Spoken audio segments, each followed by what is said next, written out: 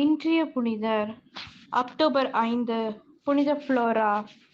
பிறப்பு 1309 பிரான்ஸ். இறப்பு 1347. பாதுகாவல் தனிமையில் வாழும் பெண்கள், கைவிடப்பட்டவர்கள். இவர் பெற்றோர் இவரை சிறு வயதிலிருந்தே பக்தியில் வளர்த்தனர். இவர் வளர்ந்த பின்னர் இவரின் பெற்றோர் இவரை திருமணம் செய்து வைக்க ஏற்பாடு செய்தனர். இதனை அறிந்த புளோரா பெற்றோரை எதிர்த்தார். தான் பிறந்த வீட்டை விட்டு வெளியேறி தாதியர் படிப்பை படிக்கச் சென்றார். 1324 ஆண்டு ஜெருசலேம் புனித ஜான் மருத்துவ பள்ளியில் தனது பள்ளி படிப்பை முடித்தார். பிறகு அவர் பல சோதனைகளுக்கு ஆளாக்கப்பட்டார். மன அழுத்தத்தால் மிகவும் பாதிக்கப்பட்டார். பிறகு துறவரத்தை சார்ந்த அருட்சகோதரிகளால் கவனிக்கப்பட்டு கடவுளின் அருளால் குணம் பெற்றார்.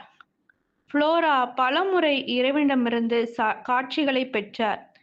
ஒரு முறை அனைத்து புனிதர்களின் விழாவன்று சுவையான உணவுகளை உண்ணமாட்டேன் என்றும் கடவுளின் அருளை மேலும் பெற உண்ணா நோன்பிருப்பேன் என்றும் தனக்குள் உறுதி எடுத்துக்கொண்டார். பின்னர் ஒரு முறை ஜெபித்துக் கொண்டிருக்கும் போது தூய ஆவியால் தூண்டப்பட்டு தரையிலிருந்து 4 அடி உயரத்திற்கு பறந்தார் என்று அங்கு கூடியிருந்தோர் தெரிவித்தனர். இயேசுவின் திருக்காயங்களிலிருந்து வழிந்தோடிய திரு இரத்தத்தைப் போலவே இவரின் கைகளிலிருந்தும் வழிந்தோடியது என்று கூறப்படுகின்றது. இறைவனிடமிருந்து பெற்ற தீர்க்க தரிசனத்தால் எதிர்காலத்தில் என்ன நடக்க உள்ளது என்பதை முன்னதாகவே அறிவித்தார்.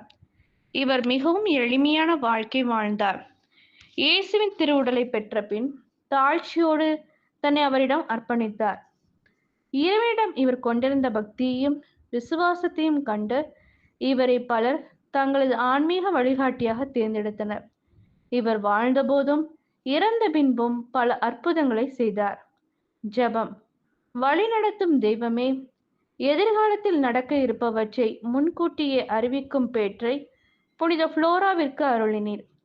பலரின் வாழ்வில் ஆன்மாவிற்கு வழிகாட்டியாக திகழ்ந்த இப்புனிதரைப் போல இன்றும் ஆன்மீக வழிகாட்டிகளாக திகழும் சீடர்களை பாதுகாப்பில் வைத்து வழிநடத்தும்.